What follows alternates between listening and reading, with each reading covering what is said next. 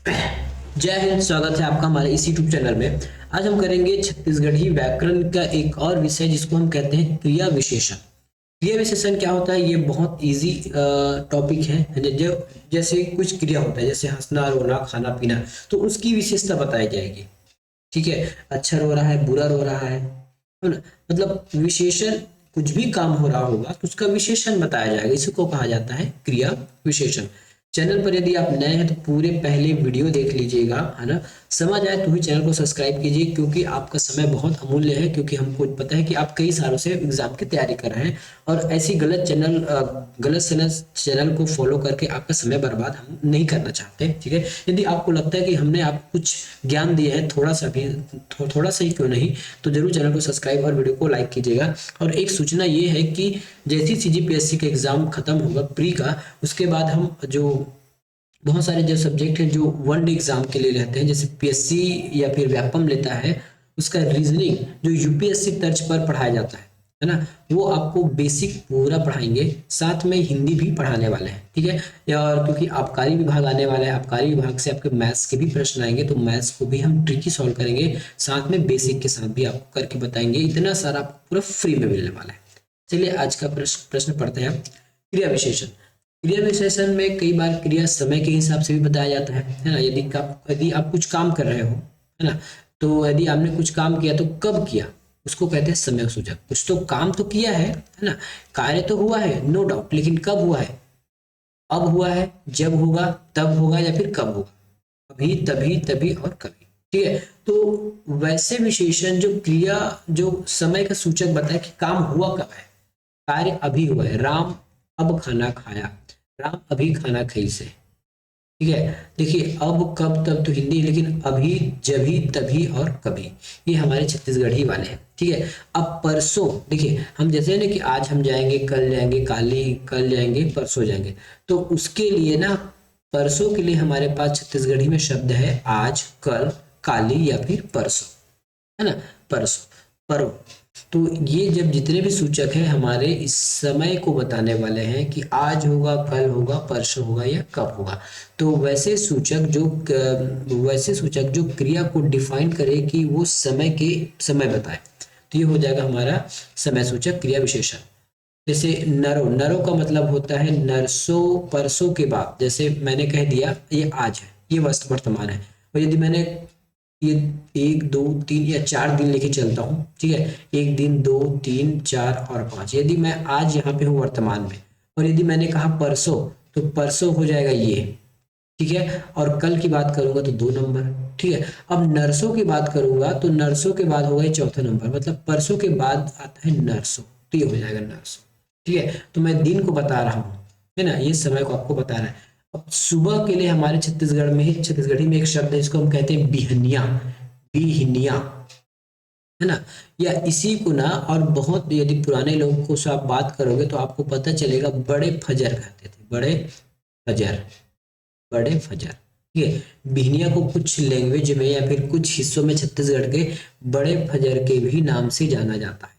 ठीक है, अब शाम के लिए कुछ हमारे पास छत्तीसगढ़ी में शब्द हैं जो क्रिया को बताते हैं या फिर जो क्रिया की विशेषता बताते हैं, जैसे संझा, संज्ञा, साँझ, सांझे, इन सभी का अर्थ होता है संध्या। ठीक है, एग्जाम में कभी आपको ये पूछ लिया जाएगा कि संध्या को हिंदी में क्या कहते हैं, या फिर संध्या के लिए छत्तीसगढ़ी में कौन सा शब्द है।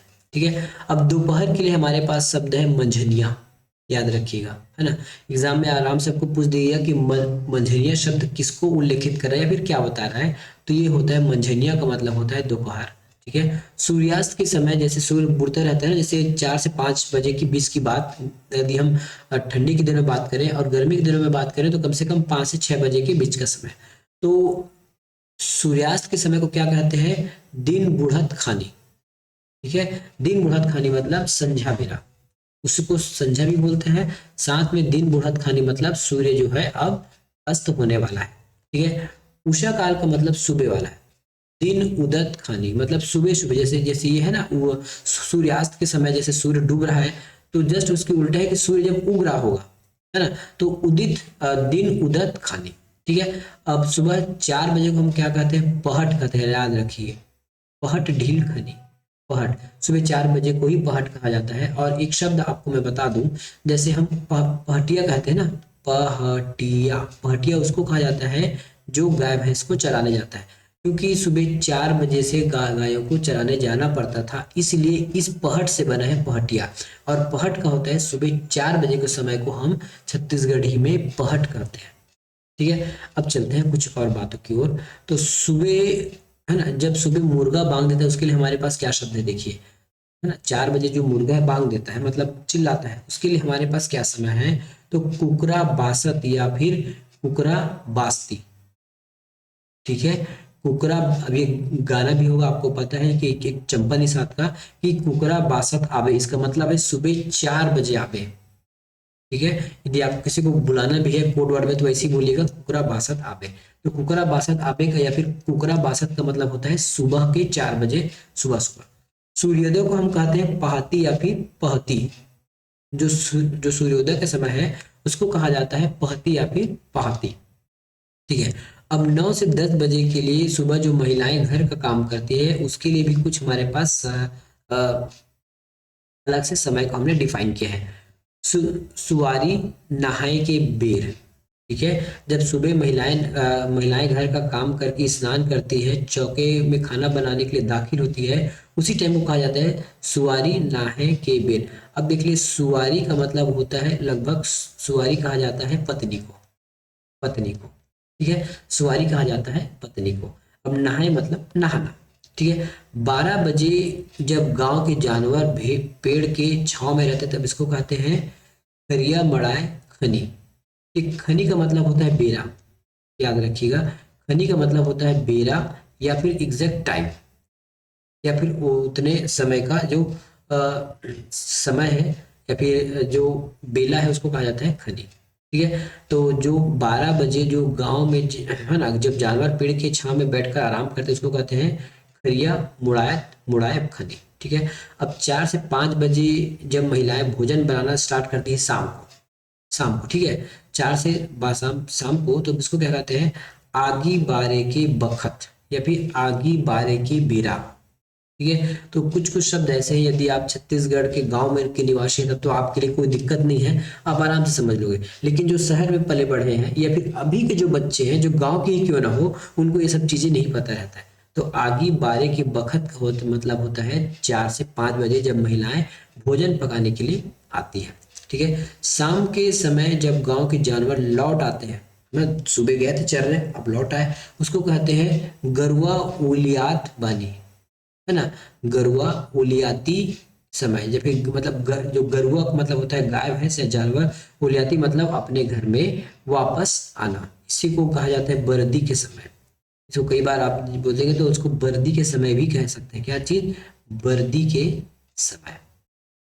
भैंसा उलियाती या भैंसा अंधियार, 7 बजे की जब भैंसों को ला जाता है तो उसको कहते हैं भैंसा अंधियार। अब कुछ कुछ और शब्द है हमारे पास जो समय को बताता है छत्तीसगढ़ी में। मध्य रात्रि को कहा जाता है सोवा परे रात। सोवा परे मतलब सब सो गए हैं, कोई जागृत अवस्था में नहीं है, एकदम सबके सब गहरे नींद में है, इसी को कहा जाता है सोवा परे। कई बार बोलते हैं कि अभी रात है सब सोवा पर गए तब, है ना, इसका मतलब है सब सो गए हैं। अब इस वर्ष के लिए भी एक छत्तीसगढ़ी शब्द है एसो या फिर आसो। एसो या फिर आसो हमारे पास छत्तीसगढ़ी शब्द है, वर्ष को डिफाइन कर ले। एसो हमारे घर के पानी नहीं पूरी से, फिर एसो हमारे खेत के धान ढंग से नहीं हुई, तो एसो का मतलब होता है इसी वर्ष, करेंट ईयर। ठीक है, एसो का मतलब होता है इसी ईयर, करेंट ईयर।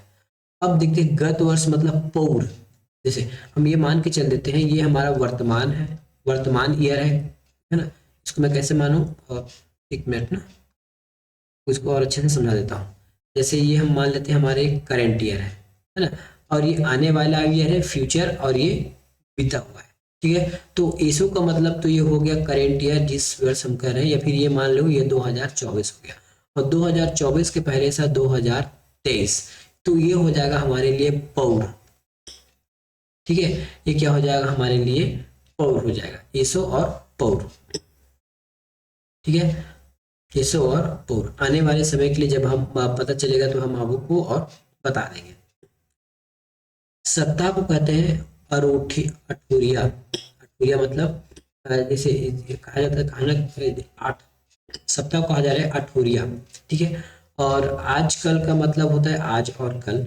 हमेशा के लिए कहा जाता है सब, ठीक है। निरंतर के लिए कहा जाता है नित। छत्तीसगढ़ी में निरंतर के लिए नित एक शब्द है।